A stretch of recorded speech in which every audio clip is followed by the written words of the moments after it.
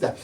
Y era muy sintomático que nombraran como secretario de Cultura a un sacerdote, ¿sí? Claro, ese sacerdote era Ernesto Cardenal, ¿sí? Ese era el secretario de Cultura, pero no deja de ser sacerdote de la teología de la liberación, sacerdote de todas maneras, poeta, sacerdote, ¿sí?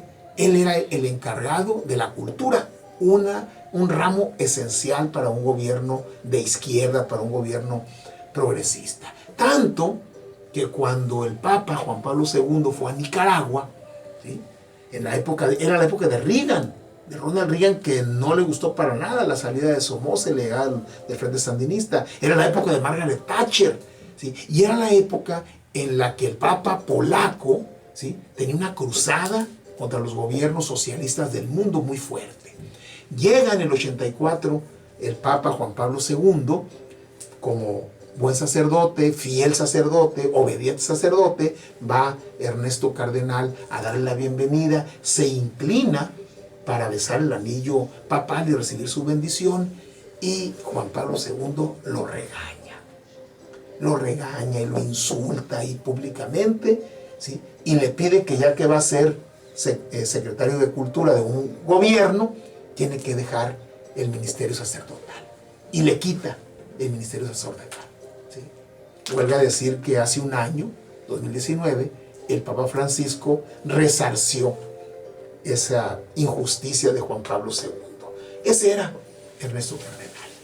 Pero bueno, después, pasaron muchos años, el Frente Sandinista perdió las elecciones en el 90, después regresó en la figura de Daniel Ortega, y ahora Daniel Ortega, cuyo uno de sus seguidores era el poeta Cardenal, ¿sí?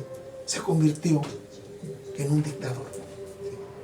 Y entonces Ernesto Cardenal, desde el principio del 2000, guardó distancia y empezó a decir que el gobierno de Daniel Ortega, que además se empezó a reelegir y a reelegir y a reelegir, ya no era nada de lo que era el Frente Sandinista, y que era un gobierno peor que el de Somoza, ¿sí? Daniel Ortega, uno de los líderes del Frente Sandinista, llega al poder, se eterniza en él y se convierte en todo aquello por lo que había luchado él y muchos de sus seguidores. Y el poeta Ernesto Cardenal se recluyó en su casa a seguir escribiendo y a criticar.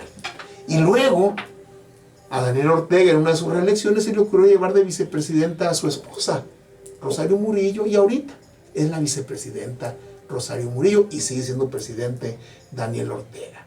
En este momento es cuando murió Ernesto Cardenal, voz moral del Frente Sandinista, cuando estaba en la lucha guerrillera, cuando estaba en el poder el Frente Sandinista, y cuando uno surgido de las filas del Frente Sandinista, Daniel Ortega, se convirtió en su contrario, y que el poeta fallecido ayer, ¿sí?, lo criticó acremente.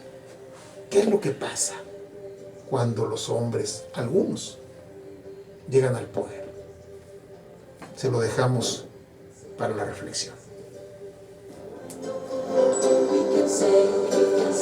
Tomamos separador, lo colocamos y vamos a escuchar la primera melodía vernácula con Amalia Mendoza. Y bueno, pues se llama México. Y enseguida volvemos.